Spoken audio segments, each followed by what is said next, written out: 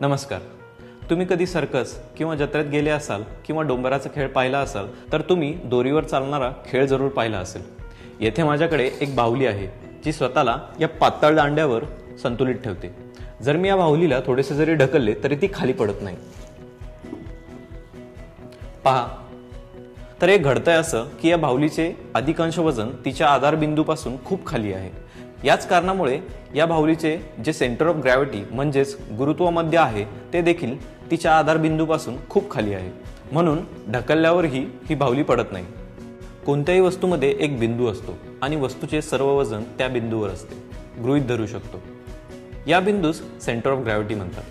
दोरीवर कसरतीचा खेळ करणारे नेहमी हातात बांबूची काठी घेऊन दोरीवर चालतात आणि जेव्हा पण त्यांना असे वाटते की त्यांचे वजन एका बाजूला जात आहे तेव्हा ते त्या बांबूला दुसऱ्या बाजूला करतात.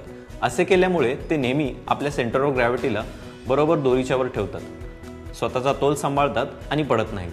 आशा करतो की तुम्हाला हे मॉडेल आवडलं असेल. पुन्हा भेटूया अशाच मजेदार संकल्पनेसह. धन्यवाद.